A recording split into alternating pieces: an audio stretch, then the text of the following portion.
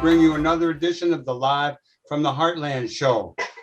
We also call it Heartland at Home because we're still Zooming it, and this is number 66 on the Zoom for the week of August 28th. Today we have some really neat guests you're going to enjoy. Gwen Brown, Freddie Dixon, and Congressman Jesus Chuy Garcia.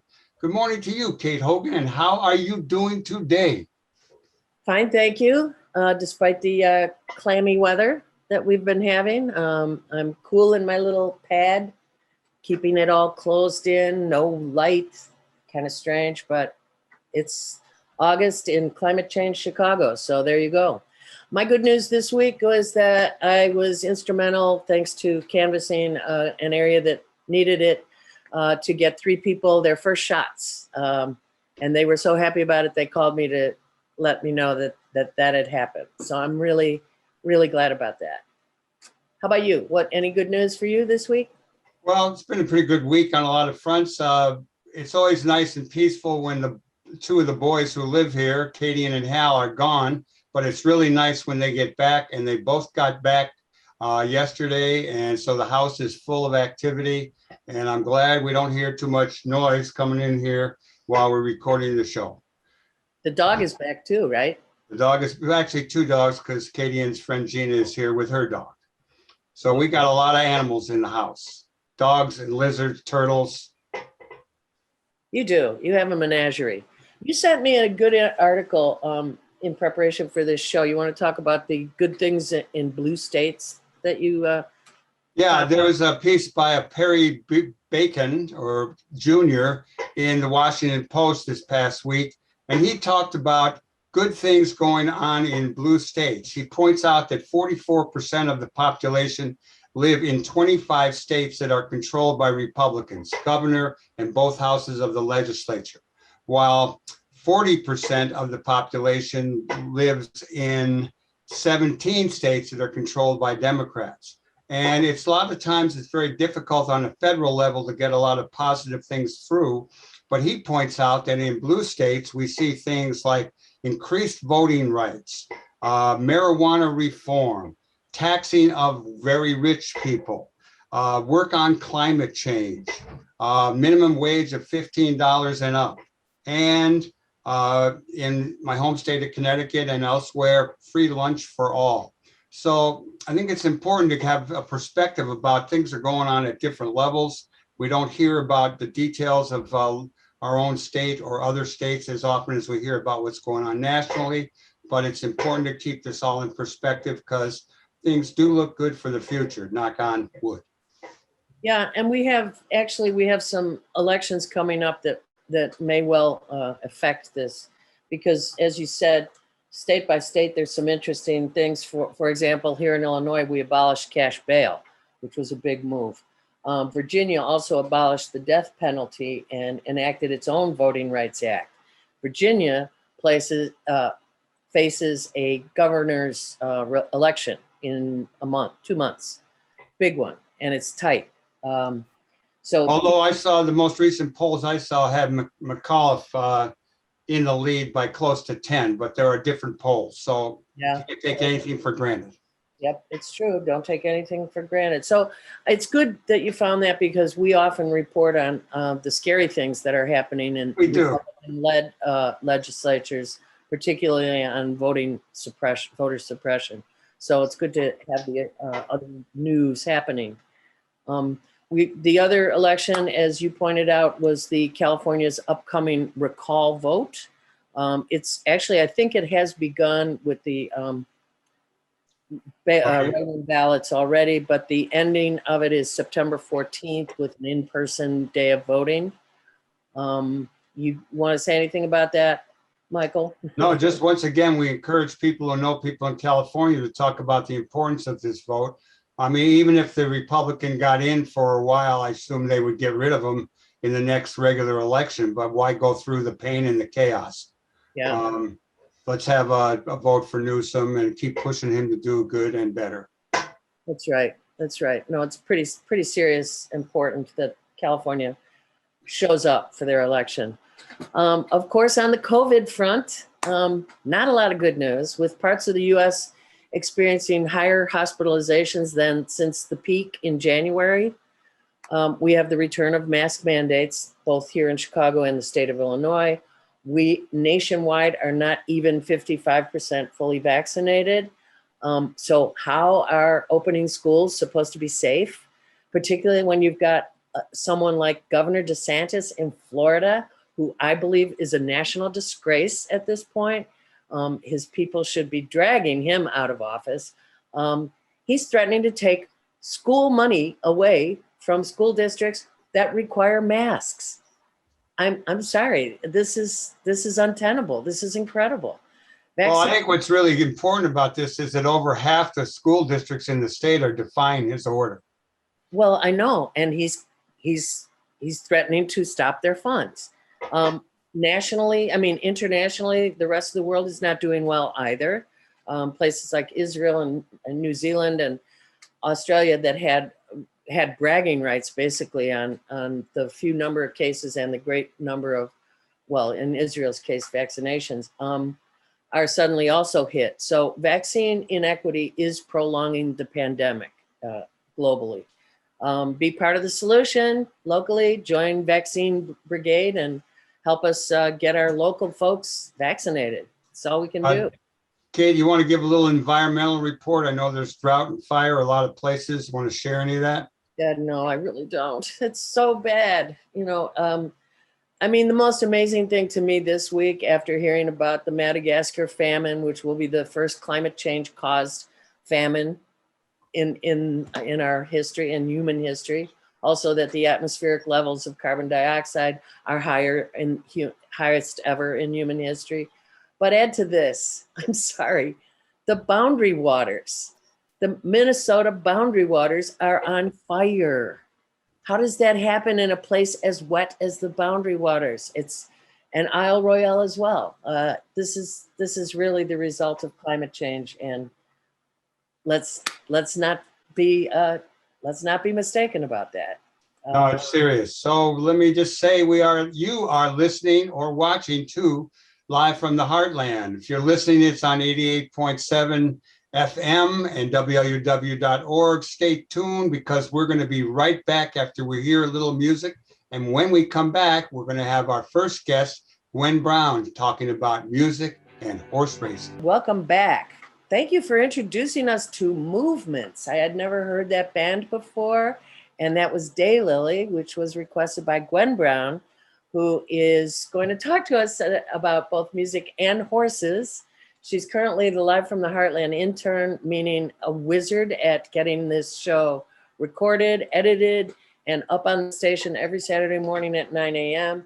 She also has her own YouTube channel with over 1,300 subscribers, probably more than that now because that was from your application, and is also the content manager for the Elizabeth Alfano radio show, among other things. Gwen, what a treasure you are. Thank you for being here. Of course. Good morning. So how's it been being an intern on this show? Let me just start with that. Yeah, tell us about it. What do you think? The truth. I think it's been great. I think I've learned a lot from it. I'm glad I was able to help you guys turn it into, a podcast as well and reach some of our goals we discussed at the beginning of the summer. And it's been very enjoyable. Yeah, I've loved hearing all the other guests you guys have had, and I've been able to learn things from them as well. So it's been great. Of course, we always learn from our interns. They continue to teach us. So maybe you were about to ask the first question, Michael. Go ahead. I was going to ask her what young people of her age and near that age are taken with these days. Musical styles, genres. What's up with your generation, and what do you call your generation? I guess I'm a Gen Z. I was born in 2000, so I guess I'm a Gen Z. Yeah, I don't really listen to top 40 personally, but I do know a lot of that is rap. I feel like my generation has definitely been taken with rap the last decade or so. But in terms of the music I listen to, I know there's also a lot of mainstream songs that are in like the indie genre, which is good to see for someone who loves alternative music like myself. It's nice to see some indie artists getting big. I love rock and roll. Unfortunately, we're not really in the true age of rock and roll anymore. But it is nice to see some alternative artists being loved. Billie Eilish, Phoebe Bridgers, those kind of artists come to mind who are definitely changing the way that pop music and alternative music is really listened to in terms of like top 40 and really getting it out there to a bigger audience. So that's been very good to see the last few years for sure. We watched and were basically relieved when Lollapalooza did not turn into a super spreader event. Given the Delta variant spreading easily into the younger unvaccinated, what do you feel or observe are your peers' attitudes toward taking precautions? If you can, I'm sure you can't generalize, but what do you observe? I mean, pretty much all of my friends that I go to concerts with are all fully vaccinated. They're fine with wearing masks in concert venues. They believe that showing masks or showing vaccine cards before you get into a venue is a good thing. And I think with the scene that I'm in, with the alternative music scene, it's a very liberal scene. People, tend to have their head on straight. A lot of people are very for these kind of mandates, which is great to see. I feel very safe going to shows. Recently over the weekend, I went to kind of my first real pop punk show in a long time. And yeah, everybody, was fine with showing their vaccine cards. Everyone was wearing masks the whole time. It felt very safe. I felt very happy to be there.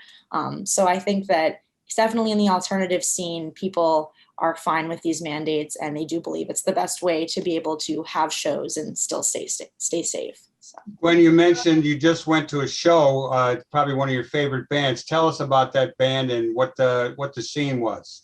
Yeah, I went to a show this past Sunday, the 22nd, at Subterranean in Wicker Park, one of my favorite small venues, and it was a all local show, which was great. I took a friend from out of town, so she got to really see what the local scene was like. And the headlining band was a band called High Wire, who are a pop punk band from Chicago. And it was my first time seeing them, getting into them, and they are really great. Recently, a band called Sleep On It from Chicago kind of broke up, took a hiatus, and I very much feel if people like Sleep On It, they will like High Wire. It's a very similar kind of local pop punk sounding band. They had openers like Overgrow, which are from Ohio, and Common Weather, and Weighted. Those were the other bands, and they're all from the local scene. So it was a really fun time to support your local scene, support local tiny pop punk bands. It was a sold out show and everybody was there really happy to support our local artists. So it was great to see and I've definitely missed it. So how do you all find out about those bands without, particularly when there were no concerts going on for a while? How do people share? Is it on a station like ours, LUW, that plays like that? For me, it's really through social media, honestly. I also have the app Bands in Town, which I love, which you can put in all the artists you would want to see in concert, and they alert you right away when they're coming to your city. But also, let's say it's just like a weekend and you want to go see live music. There's a tab on the app that says like shows happening tonight. And so in a city like ours, you can just scroll through and there's always stuff going on, especially now as things are reopening. And that's kind of what my friend and I did. We were just looking for a fun show to go to while she was in town.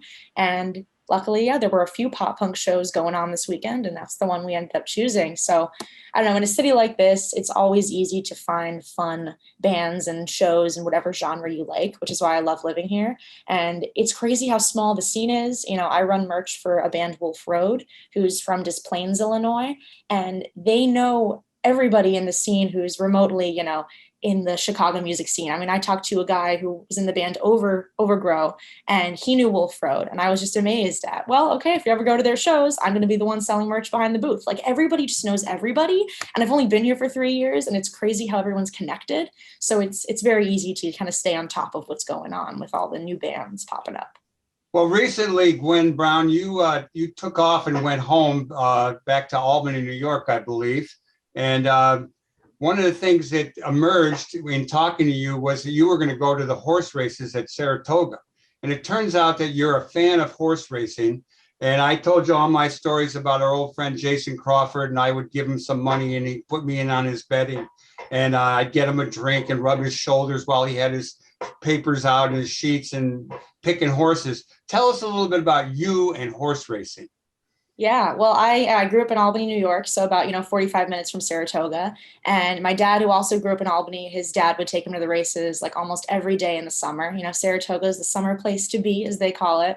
So he did the same with me. We went, not every day, but we went, at least every like 2 to 3 weeks when I was growing up. We always had a big family track day there once a year with all of our extended family. People would drive in from other states, and it was like one of my best fond memories from the summer growing up in Albany. So I love going home still and being able to go to the races with him and seeing how everything's changed. He grew up going there and I grew up going there, and it's still changed every, 5 or 10 years now.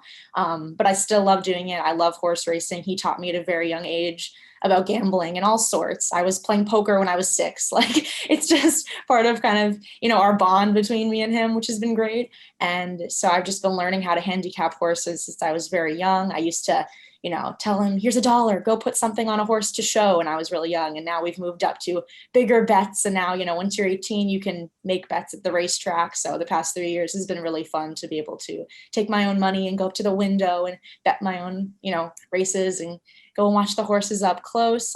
So I really grew up with it, and it's a sport that I really love. Not You that work together with your, I'm Not that sorry. you can do it in 1 minute, but what goes, you're an experienced bettor, as you just said.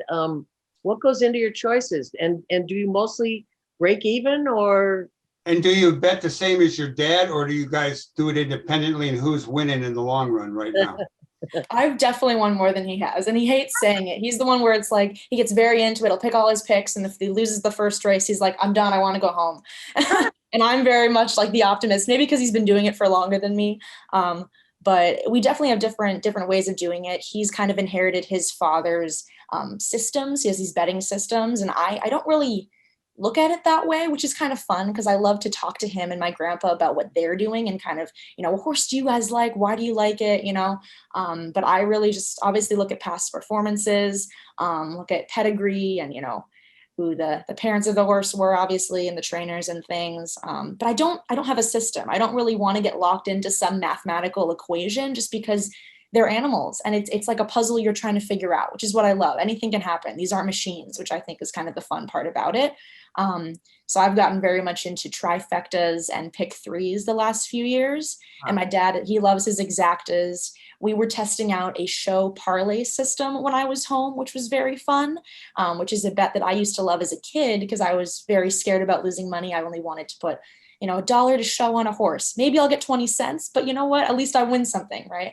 So it was a fun way to take that childhood bet of mine and turn it into a parlay system, which ideally would grow as you keep winning. So we always like testing out different systems, different forms of betting. And it's been a good year for me. The last few years, I've gotten a lot better at it. I've been winning some money, which is always a good time. But even sometimes I just like to make fake bets and just practice because at the end of the day, it's not really about the money for me. It's more about just seeing if I can figure it out and have fun with the puzzle that it is. Gwen, do you go to the races in Chicago? You've been out to Arlington Heights, Maywood, all these different places. What do we got going on here that you participate in? Yeah, I haven't yet just because I don't have a car here. I wanted to try to go out to Arlington this summer and take the metro there. And of course, now I do believe they're closing it down, which is pretty sad. Hopefully next year I'll be able to make it out to Hawthorne because I know they were doing some work on that racetrack. And they also have harness racing there, which can be fun. But I would love to go out and explore other racetracks for sure, definitely. I love seeing your enthusiasm about it. And it's very cool that it has been this significant bond between you and your father. That's extremely precious. So shine on. I hope to go to the racetrack with you someday.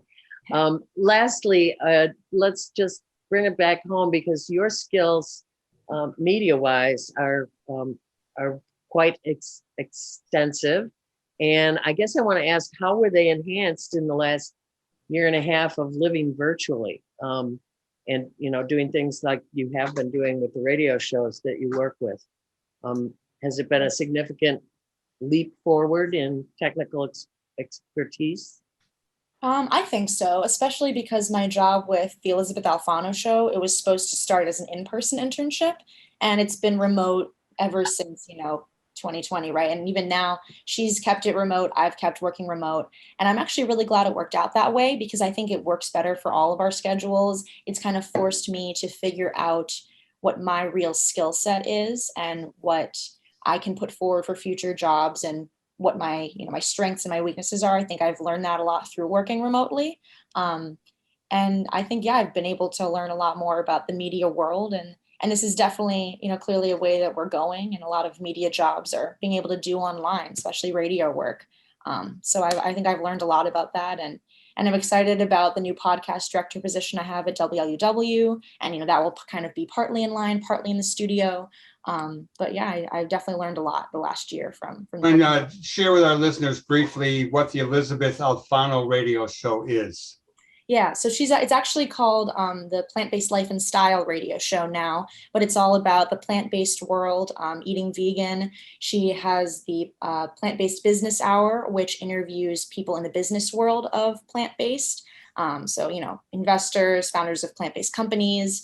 And I've learned so much about the plant-based world. I've completely, changed my diet because of it. And I really love the work that I'm doing because I'm combining my skill set with a passion of mine. And I feel like I'm doing very good work for the earth and the world. So it's a great job that I hope to continue to have post-grad. So can I just end this beautiful little love fest by saying we have so been enjoyed having you work with us on this show and teach us and bring us along in this particular time where the learning about the virtual way to get on the radio has been a little trickier for us old folks, and you guys do it so automatically. I'm very impressed, and I'm also really grateful to you, Gwen. So thank you for being behind the scenes for the last 4 months almost. Let me just say that we really have appreciated you having you. We wish you would stick around. And in the event you don't, we need some other people to step forward. So if you got some listeners and viewers out there or friends over there on the campus, come and help out with Live from the Heartland.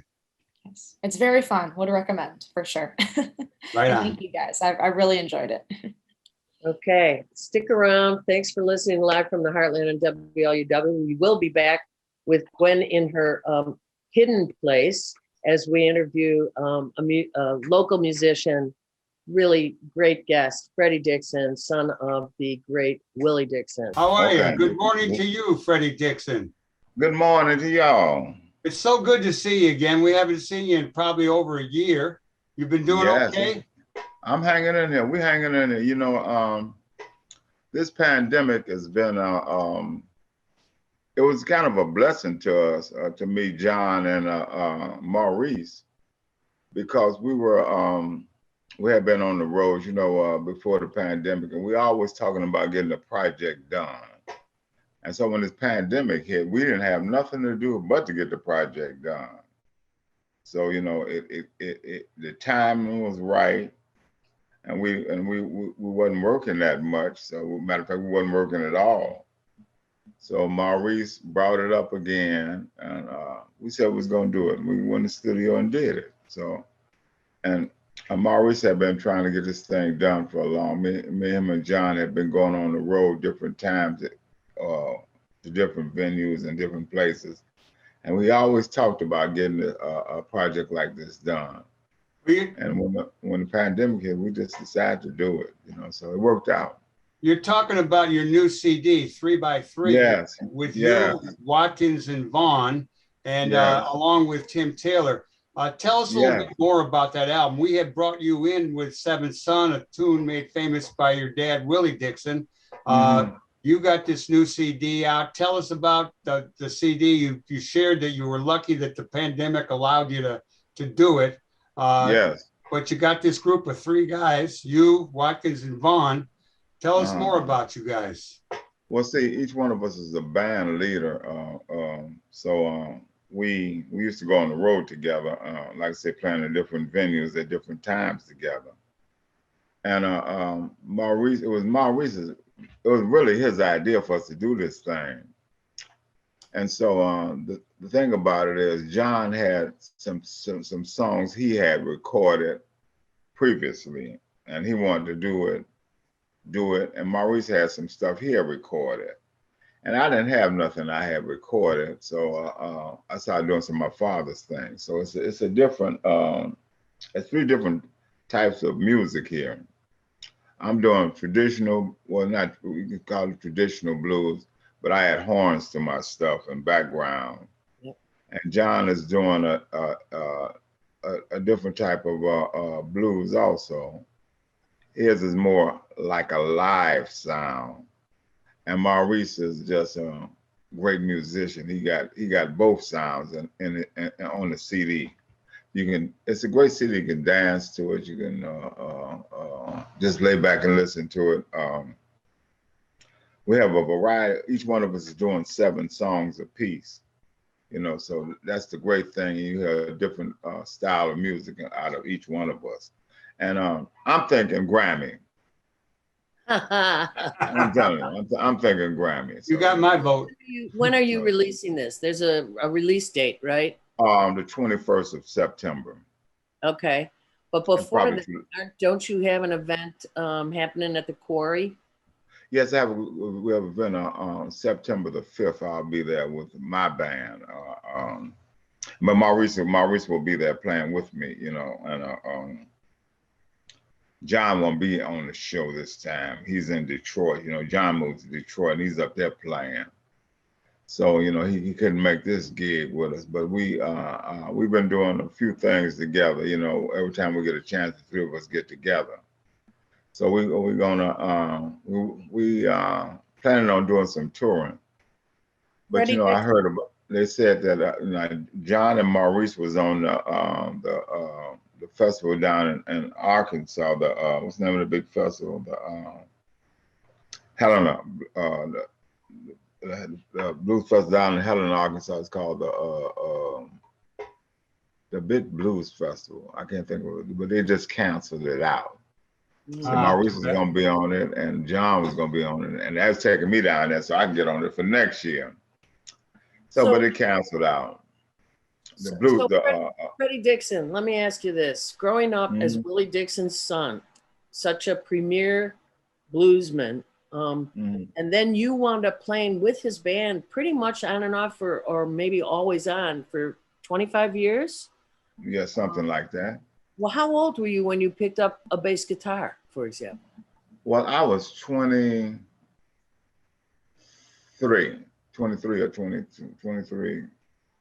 I'm telling you how it started. My father, I was running a studio called Soul Productions, and I was running the studio. My father, I was going to school, so I had to be about 19 when I run the studio. But my father, he was going over in Europe, and he said, whatever you do, he bought a bass guitar. He said, whatever you do, don't touch this bass guitar. So he knew that would start me to playing the bass. And it did, and that's amazing. I think about that a lot of times.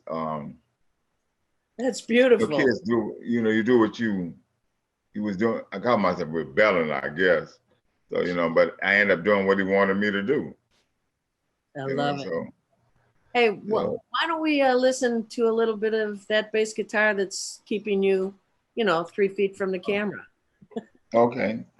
This song is called 29 Ways.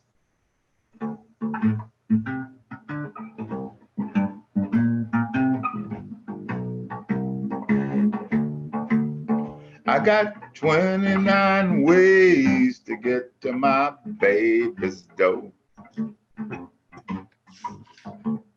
I got 29 ways to get to my baby's door. And if she need me bad, I can find about 2 or 3 more. I got a way through the front, a way through the back, a few loose boards where I can ease through the cracks. I got 29 ways to get to my baby's door. And if she need me bad, I can find about 2 or 3 more. I got 29 ways. I got 29 ways. I got 29 ways. I got 29 ways.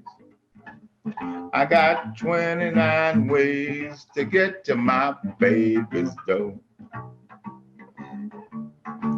Well, I got a lot of ways I never have said. I got a trap door right under her bed. I got 29 ways to get to my baby's door. And if you need me bad, I can find about 2 or 3 more. I got 29 ways. I got 29 ways. 29 I got 29 ways. I got 29 ways. I got 29 ways to get to my baby's door. Yeah. All right. That wasn't the whole song, but that's the gist of it, you know.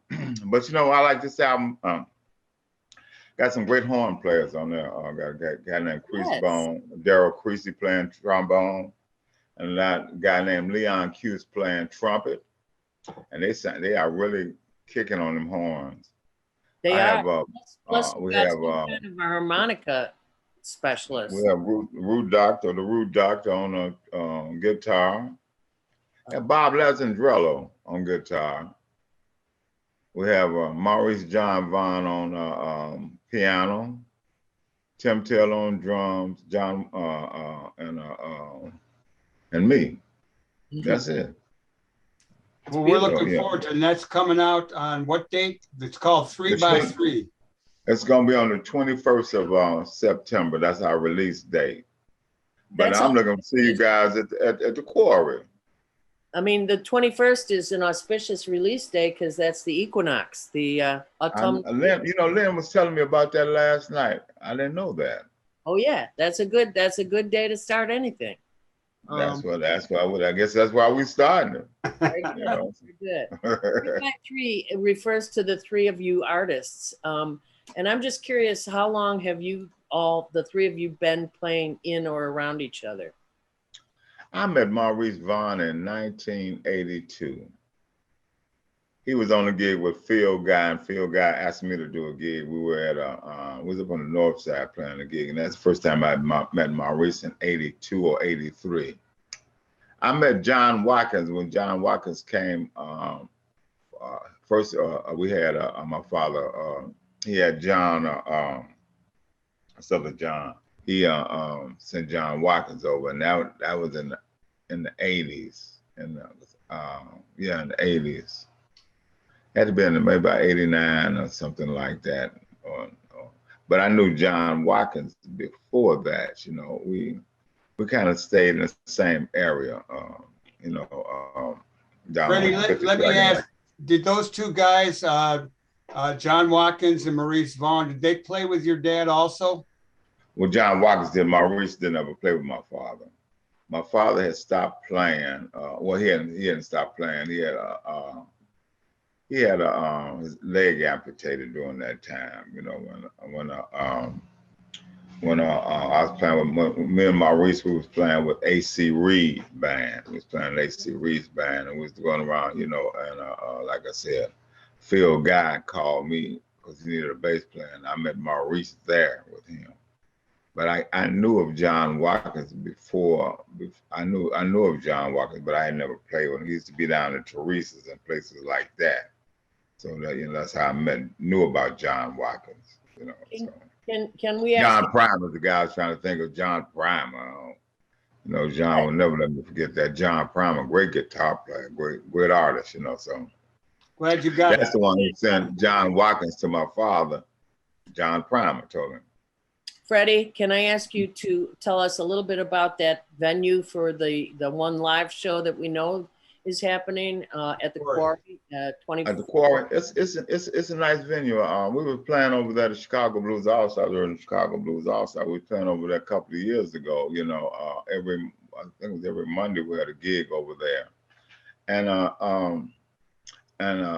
it's a nice venue. It's not that big. It's comfortable, though. You know, you can get I don't know, maybe about 150 people in there, something like that, I guess. You know, they have two sides to it, so I don't know.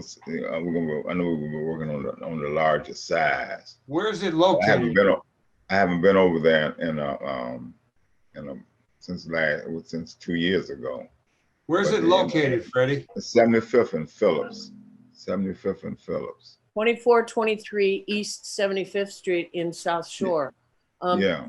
Do you have any other upcoming live dates planned, or are we still in Pandemicsville where we don't know if or when? Well, I host a jam, co-host a jam every so often out in DeMott, Indiana. You ever heard of DeMott? I have not heard of DeMont. Okay. Well, it's 30 miles south on 65 and going toward Indianapolis. They have a nice jam session out there. I'm hosting it this Sunday. I'll be out there this Sunday co-hosting it with Bob Mandarino. And, Are you saying DeMont, DEMONT? DEMONTT. DeMont. Yes.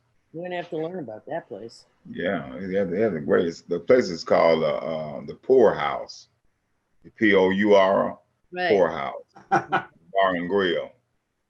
Okay. And I go out there periodically and host, and John Watkins go out there and host, Maurice Vaughn. He have a lot of co-hosts out there, but they have a great band out there. So I go out there and I'll be co-hosting this So this Freddie, Sunday.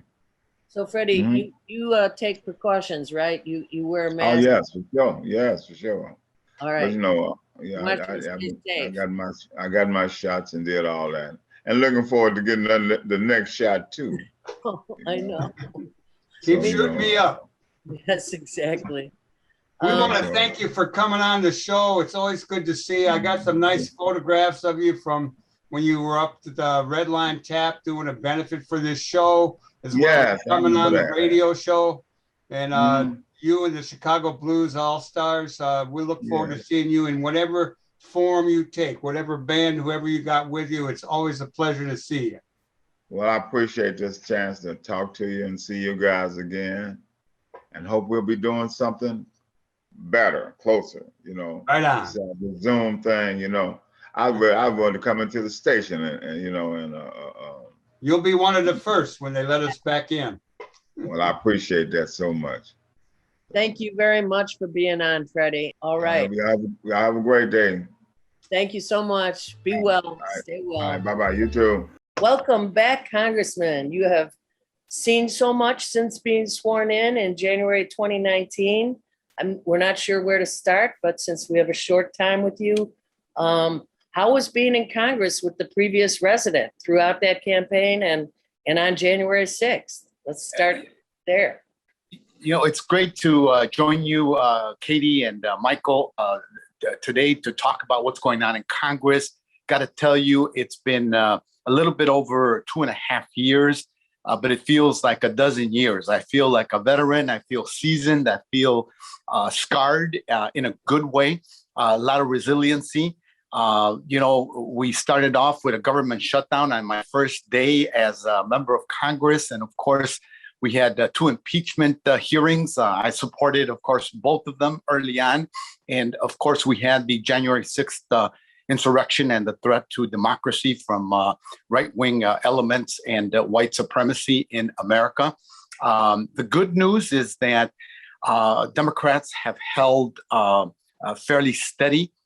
We're progressing toward enacting what will be some of the most important landmark legislation that can be transformational, that can really usher in an era, a century of equity and progress, and really invest in children, in families, in young people, in immigrants, and yes, begin to address climate change and all of the disastrous consequences of that.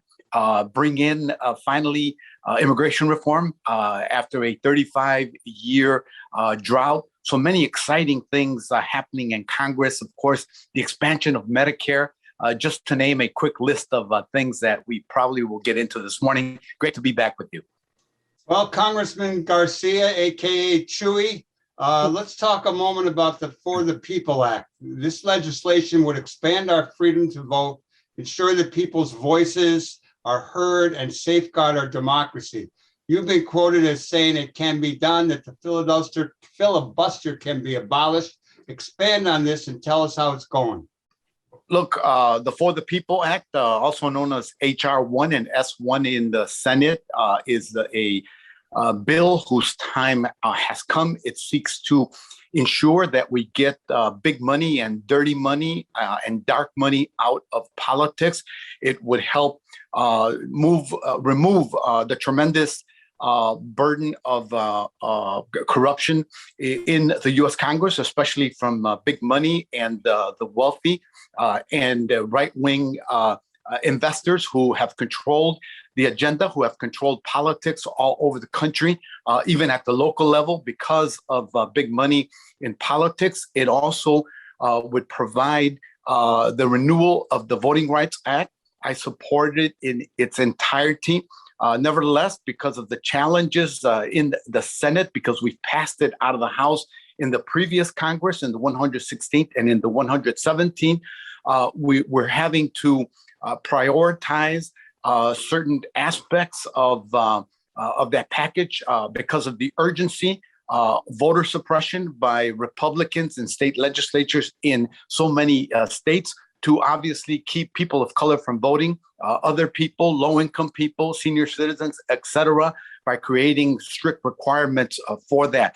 It is unabashedly an effort to suppress democracy and people's rights to vote. It's a throwback to the Jim Crow era in many ways. The good news is that we passed a part of what's in the For the People Act, the John Lewis Voting Rights Advancement Act, before we left the House of Representatives on Tuesday, and it is a step forward. So I favor getting rid of the filibuster in the Senate. That has been my position for a long, long time. It is a relic of Jim Crow, and we need to do away with it. Protecting voting rights, however, is a key priority. We'll have to come back to whether we can get rid of the filibuster or not in the Senate, but I favor it because it's the right thing to do. And it would really help us clean up politics from Washington, D.C. down to the local level in cities like Chicago and suburban communities as well. Chuy, what you call reconciliation work, which is what you guys are working on right now. Can you break that down for people and tell them what it is and what it involves right now legislatively? So reconciliation, because that's a tough word to understand in the legislative context, is simply a method for addressing budgetary issues in Congress. It is used primarily in the Senate to address important budgetary issues. In this context and in this regard, currently, it is the only way for a simple majority in the Senate to be able to move legislation forward because of the ridiculous filibuster rule in the Senate that allows minority rule to prevail, where a minority of senators, and I'm not talking about 49, or 48, I'm talking about much fewer than them, to control the agenda on what goes forward and what dies in the Senate. It is a ridiculous rule. It is one that Southern Democrats and segregationists, for the most part, have championed over a long time to prevent civil rights legislation from occurring in the Senate. That's why it needs to go. The reconciliation process is one that says that if there are issues related to the budget, they can be passed with a simple majority. 51 votes, including the vote of the vice president in the current context.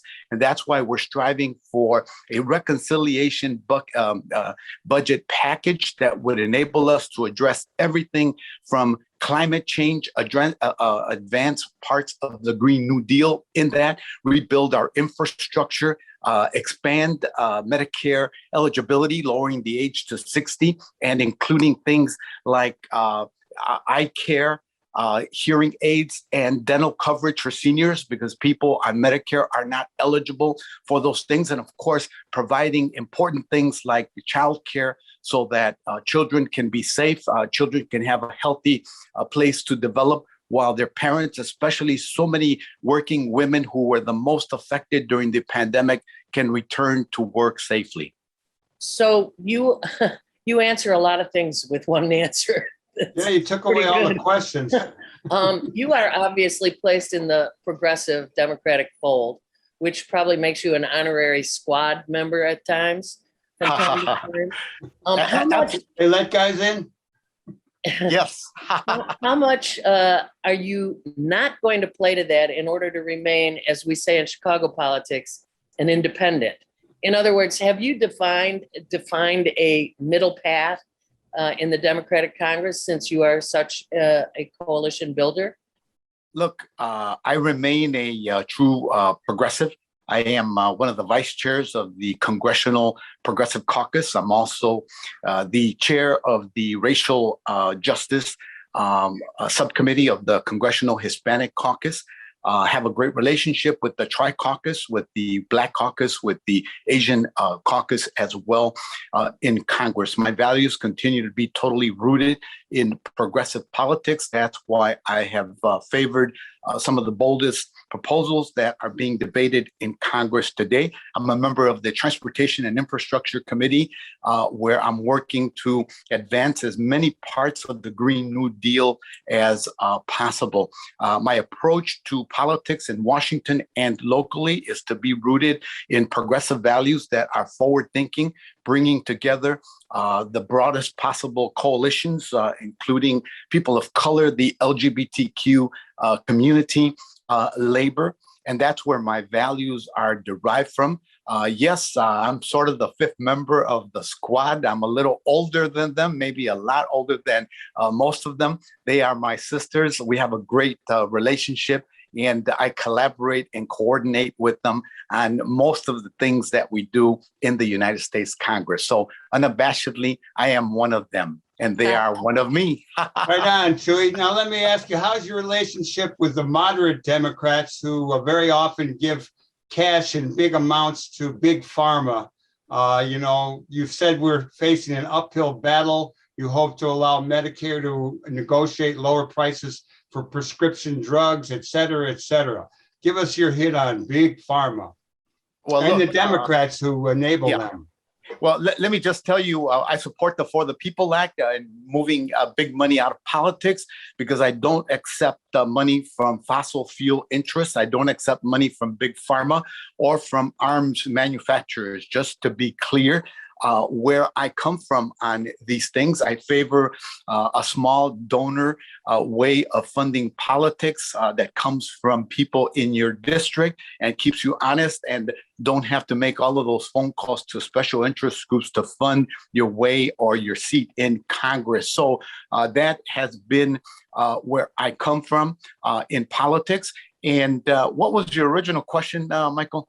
I just wanted to know how you were dealing with the moderate Democrats. Look, I have a good relationship with many moderate members of Congress, and I have to tell you, I am quite pleased with Joe Biden's position and on some of the key issues that we're debating in Congress. The $3.5 trillion bill that would fund everything from daycare to Medicare for all and address climate change and usher in immigration. He has, defaulted to being bigger and bolder in his than we ever hoped. Absolutely.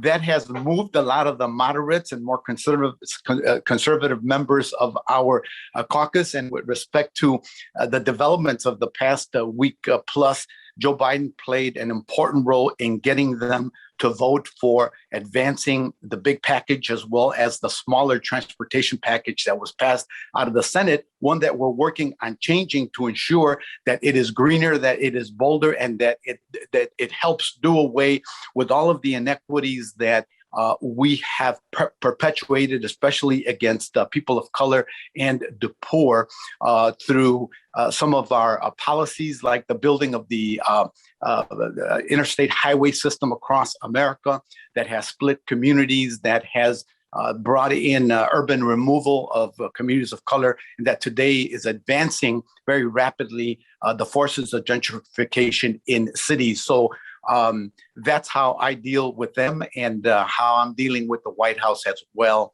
in these negotiations. So everything you just mentioned, that would mostly be considered part of the Build Back Better thing, right? Yes. What they're calling the Yes. Build Back Better.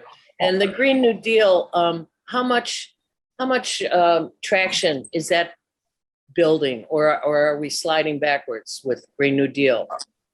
With the transportation, the infrastructure bill that came out of the Senate is mostly, hard infrastructure, roads and bridges, and things like that. Broadband, a very positive aspect of it. What it lacks, Katie, are the elements, the key elements of the Green New Deal that are essential for us to address climate change, to decarbonize, to move toward electric vehicles and charging stations all over the country. And many of the elements of this bill that was passed out of the Senate don't address gridlock. They don't address the induced demand that just building more highways and more capacity will do. It'll just crowd those roads within a year, usually, when added capacity is brought to the fore. What we need is a significant investment in things like public transit for Chicago, for San Francisco, for New York, for southern states. High-speed rail is important. And of course, the decarbonization of our society. Those are the things that we continue to work for, to incorporate into this bill in the reconciliation process. Many of the tenets of the Green New Deal are not in that, and that's what people like Chairman Pete DeFazio of the Transportation and Infrastructure Committee are fighting for. We passed such a bill that moves us in that direction out of the House, the Invest Act. That was the 5-year renewal of our transportation funding systems across the country. That's not what is in the Senate. That's what we're fighting to incorporate into the Senate in these coming days and weeks in Congress. That is what we need. I also want to say there is a significant investment in housing as infrastructure in the package that we helped move forward on Tuesday in Congress. That is key to address homelessness, to provide more multi-family housing for working families, and to make home ownership a reality for people who haven't had those opportunities. Chuy, we just learned that the Supreme Court, the conservative 6-3 conservative Supreme Court, has nixed the moratorium on evictions. What are the ramifications of that, and what can be done? This is a real travesty on the part of the court. The president was responding to a reality that recognizes there are millions of people in jeopardy of becoming homeless, contributing to the spread of the COVID-19, the Delta variant.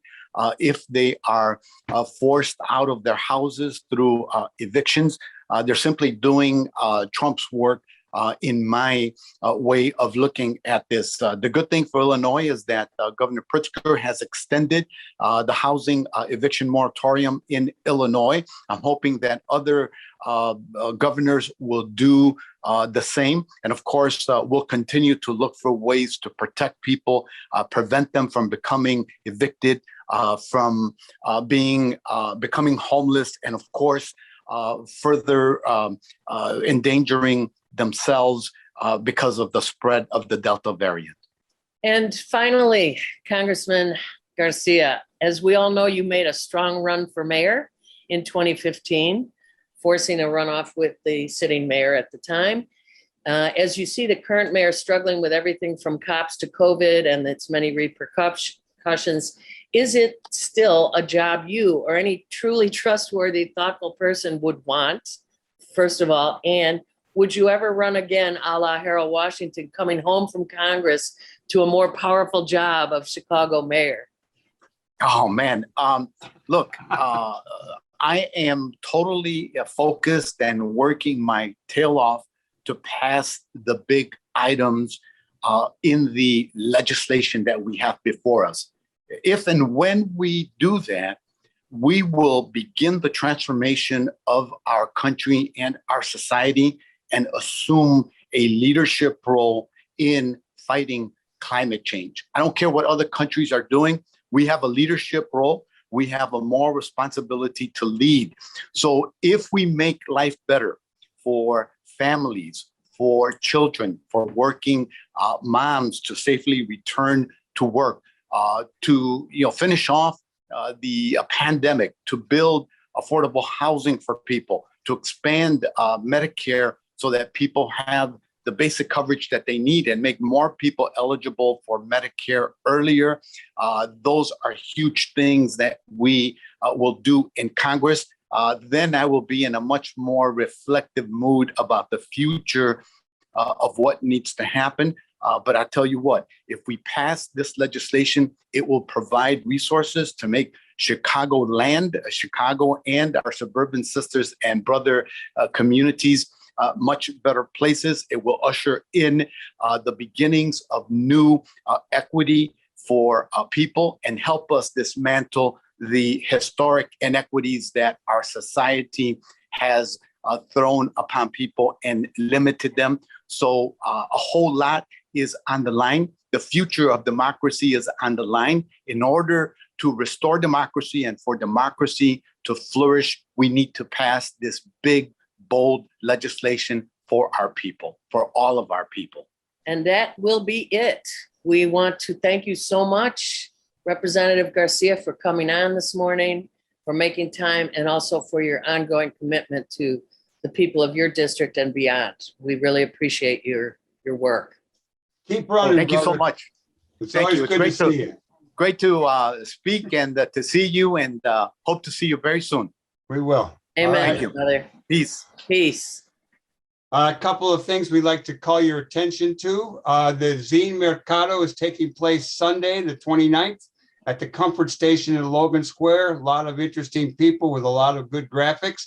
And as Congressman Chuy Garcia shared with us earlier, before we went on with him, there is a wonderful Frida exhibit at DuPage College. On the sports front, all I can say is it's Sox and Cubs all weekend long. Go Sox, but Cubs And in- are okay too. And in memoriam, we want to remember the beautiful spirit of James Chapman, who was an incredible ally to progressive politics and neighborhood folks in Chicago, dedicated his life and his legal expertise to all good causes. Bless you, James, in your transition. You were magnificent. And we want to share the sadness around the passing of Stanley Aronowitz, a longtime activist, sociology professor. There's a lot of history about him and things that he worked in. You can find out more about him if you go just look up his name, Stanley Aronowitz.